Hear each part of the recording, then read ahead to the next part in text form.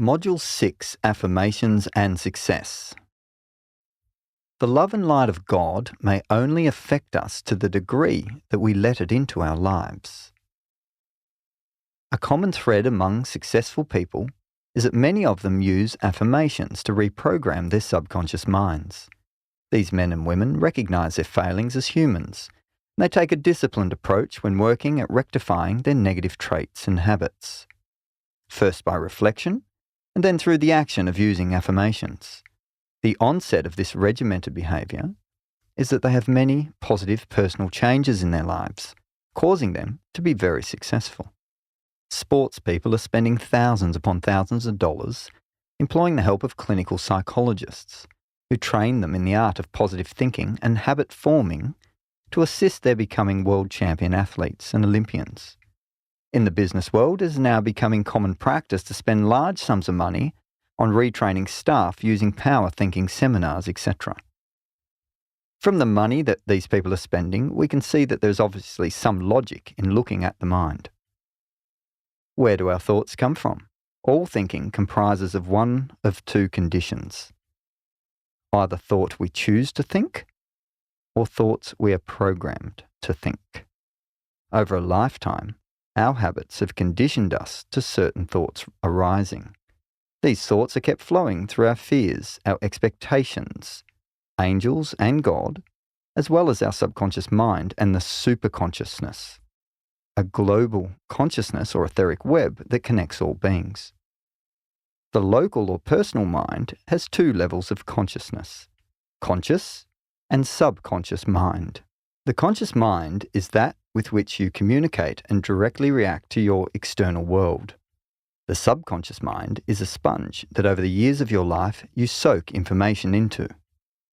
This soaking of information forms patterns or imprints that the subconscious mind then uses to execute instructions for your behavior. Your subconscious mind is much like a computer in that it doesn't know right from wrong and executes orders based on what is programmed into it.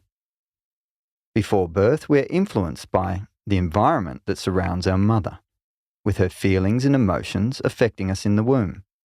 A mother who reads and talks to the baby and makes a point of nurturing her soul will most certainly affect the baby in a positive manner. As we grow from our entry into the world as a small baby, we absorb all that surrounds us. These surroundings, whether they are parents, teachers, televisions, or major events in our lives, program us quietly behind the scenes. We are walking, programmed individuals. The downside to this is that we have reactions to situations programmed into us. We have ground-in negative habits, and the subconscious mind plays them out over and over again. When it comes to cigarettes, weight loss, and other habits, many of us feel we have poor impulse control, a seeming inability to control ourselves at the moment. This is due to our subconscious programming. Considering our subconscious imprints, and regardless of our actual conscious thoughts, we're automatically set on an unchecked course where we go about life often wondering, why did I do that again? An example being that although we know deep down that expecting negativity or being negative in any manner never brings any good, we have habits formed in our subconscious mind that cause us to play out negative thought patterns and behaviour time and time again. To act without expecting negativity is an essential element for growth on one's personal spiritual journey. Therefore, this is an area that can be addressed through the reprogramming of the subconscious mind. The subconscious mind does not know right from wrong. This can be positive in that we can use this peculiarity and feed it, the subconscious, with affirmations or new habits, positively reprogramming ourselves. The subconscious mind can be programmed to believe anything. The procedure is quite simple. However, it requires dedication to a process. The affirmation process works in two realms. Physically, an affirmation reprograms your mind, emotions, and body. In fact, if you attach enough emotion to your affirmation, it creates a new pathway in the brain. Spiritually, an affirmation affects your spirit and changes you from the inside out, causing positive inner changes, all the while imprinting the affirmation into the universe and setting into action the synchronicity we all require for miracles to occur. My experience in teaching others about affirmations over the years is that some people are quite lazy and can't be bothered to reprogram their negative habits. Some people feel that it is much easier just to sit back and let their habits rise over and over again. Or in the case of one particular group of people, to take medication as a substitute for their laziness. Or so they think.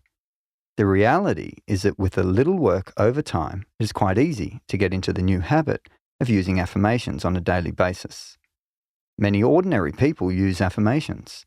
The irony for lazy people who can't be bothered to do affirmations is that they would have such an easier life and so much less stress and more time to be lazy or take constructive time out, should they take the path of actually giving affirmations a go. I have learnt that laziness is negative karma. The word karma means action or deed. Being lazy is negative karma. Taking a proper day of rest is an action and positive karma. If you do perform action or deeds, whatever it may be, providing it is not harming yourself or others, then you are creating positive karma.